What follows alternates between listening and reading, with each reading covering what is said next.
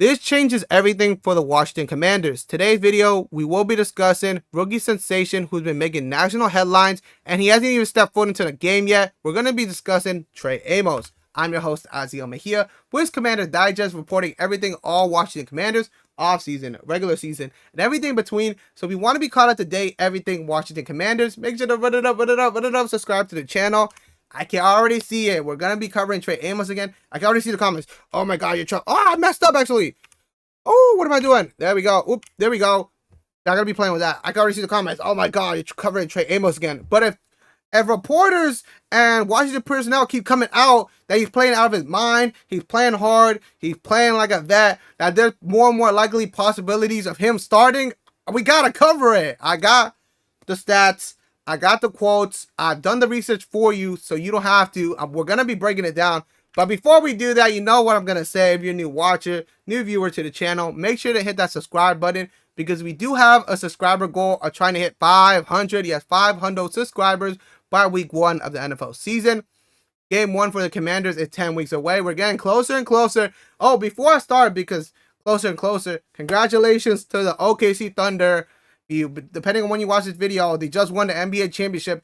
Little tidbit background with it behind the scenes, would it be? This was almost a Thunder Digest. Yes, you could have been. Oh, you can't. Right here, my hands. All this around me, it could have been Thunder's Digest. Believe it or not, there's a practice video of your boy covering the Thunder, and I think it was halfway point. There's a video, and I was saying that the Thunder could go all the way. So I may have been right. I'm not saying I know ball, but let's just say there is a practice video way down the line in the halfway point at the end of the NBA season that your boy said there's a big chance they could win a championship. So this was almost Thunder Digest, believe it or not. But back, I want to get real for a second. We do the jokey jokes and everything, and the memes and stuff, and going back and forth in the comments. But I do want to support the supporters. The last video we did, y'all blew that. Y'all really did run it up. There's a second one. If you haven't seen it, go watch it after this one. Y'all blew that video out the water. I think that's the second most viewed video on the channel. It just out the moon. I really do appreciate it. And I knew the support from the Commanders fan base were going to be strong, because I've said it before when the movie was out in theaters, that if you've seen Thunderbolts, Commanders fans have been in the void for so long, for the better part of 30 years. And 30 years of struggle, it hasn't been like, there's been a lot more downs than there has been ups, because you had guys who didn't want to be there, coaches who were yes men, front office who were yes men, to an owner who were doing shady things on the side that cared more about money than he cared about his team, that he cared about his players, that he cared about the fans. And that's why he's out of there. There's a reason why a season after he left, everything was up for the Commanders. It ain't no surprise. And Washington fans would know that there was a running meme for so long that there would be away fans. There would be way more away fans at the games than there would be home team fans, because and it makes sense, why would fans waste their money, their time on a team that didn't want to perform, that didn't care about being there, for a coach who didn't be there? So it's all of a sudden you see what happens, that the Commander play good, the front office does good, by the fan base, they're going to show out. They're breaking fan attendance records, they're breaking box office ticket sale records. It makes sense, because if you do good by the fans are going to do good by you. And I'm firsthand experience that the Commanders fan base were going to do good by me. And you guys are really showing out. Really do appreciate it. Gotta keep it real. I'm going to stop now. I'm not going to cry. But if you're new here, subscribe. There we go. That's the end of it. But 87.5 of y'all who are watching the videos are not subscribed. That's crazy, because for the free skis, it doesn't take that long. And it's for free, so why? I don't know what the cons are. But back to the video. This is about Trey Amos. Trey Amos is playing out of his mind, and it's looking more and more likely he can get that starting role within the Commanders secondary, opposite Marshawn Lattimore. We're going to be breaking it down, and the impact he's having right now. And it makes sense. Before I say that, I just remembered I covered it. We're going to be hitting, not the same beats, but, little details if you didn't watch the last video, that it makes sense, because Amos was on the board for the Commanders in the first round of the draft, and they had to pick between him and Josh Conley Jr. They went with Josh Conley Jr., and Trey Amos dropped in the second round and they pick him up. So it's just great to see that the Commanders had these two guys in the first round and they end up getting them. And that sort of builds towards the narrative I'm gonna build with this second. It's not gonna be the first quote because it does mention. Ooh, and I messed up right here already.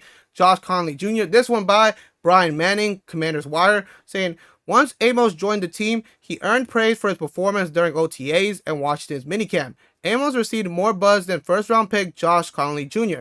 And not like Conley was struggling, he wasn't. Amos has been that impressive. Okay, let's break it down.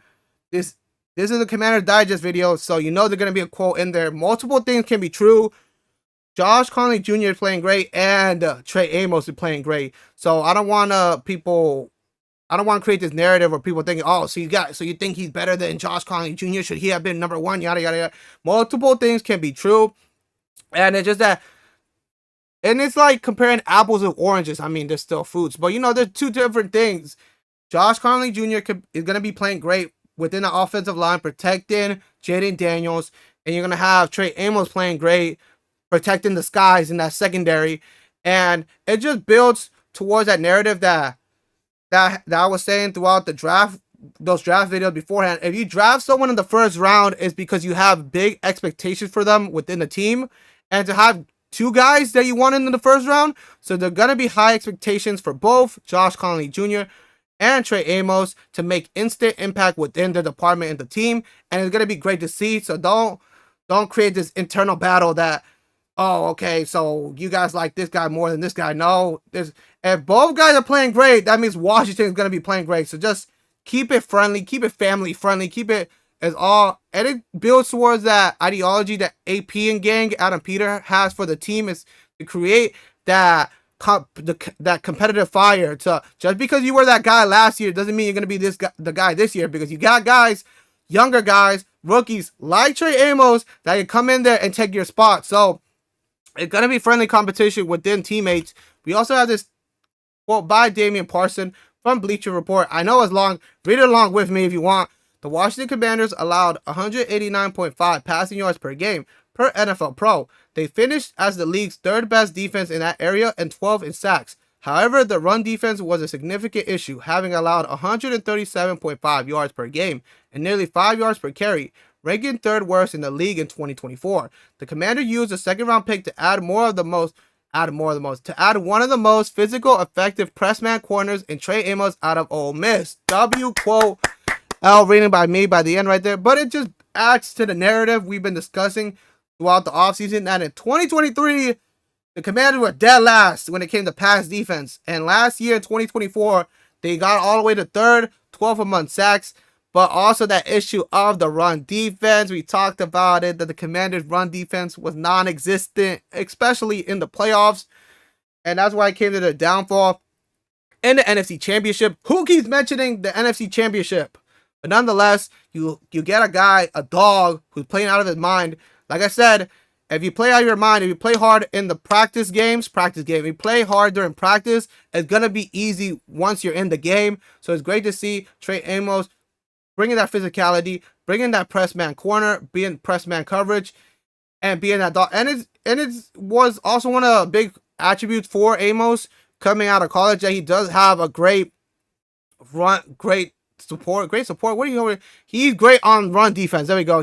One of his better attributes is he's great on the run defense. So if there happens to be someone who breaks out the pile, Trey Amos will not be afraid to hit him with full force. We love to see that. We also have a continuing the quote from Damian saying, Amos took advantage of veteran corner Marshall Lattimore's absence at OTAs, showcasing his coverage skills and confident demeanor. The hype for Amos is growing, and this clip of him undercutting Deebo Samuels to force an incompletion only fans the Flames.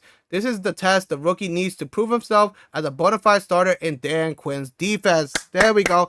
A little bit of stutter for me, but still W quote by Damian. Continuing on, is like I said, the hype for him is growing. That's why we got to make another video, because people keep talking about him, because he's not making it look, he's playing hard, he's playing effective, he's playing physical in those training games, and you love to see it. And I also want to I want to clear up the narrative that, okay, now you think he's better than Jonathan Jones, he's better than Marshall Lattimore, he's better than Mike Sanderson still. No. is that competitive fire that AP and gang is creating. Like I said, just because you were the guy last year doesn't mean you're going to be the guy this year. We want to iron sharpens iron. So to have guys competing for their spots is only going to make them better. It's going to make the team better. And we love to see it. And then you're also putting him against Deebo Samuels. Whatever way you want to look at it, within the wide receiver situation, you want to consider Deebo Samuels 1A, 1B with Terry McLaurin or that second receiver. Nonetheless, you cannot not say that Deebo Samuels, at one point, he wasn't that guy on his team, that he was that number one option when he was with the 49ers. So to put that competitiveness, put Trey Amos one-on-one with him, it's great to see. It's gonna improve both of them. It's gonna make Trey Amos better. It's gonna make Deebo Samuel better. And look, like I said, proving himself to be a bona fide starter in Dan Quinn's defense. If you're gonna play hard, it's gonna show. You're gonna be rewarded for your fruits of labor within the team. So it's great to see that Trey Amos is creating that narrative. Like I said, people keep talking about him, so that's why we gotta keep covering him, because he's just playing good. What do you guys think? Do you guys think that Trey Amos is going to go from rookie sensation, national headlines, and be number one on that depth chart? Or will it be more of a slow burn within the organization? He's not going to be instant starter. They're going to take time, and he's going to have to prove himself throughout these games, because it's one thing to be great during practice, and it's another thing to be great during the game. So what do you guys think? If anything breaks within the Commanders fan base, within the Commanders atmosphere, you know, we covered right here on the channel. Ooh, before I forget, there may or may not be, just for a little sneak peek if you made it towards the end, there may be a double upload. Believe it or not.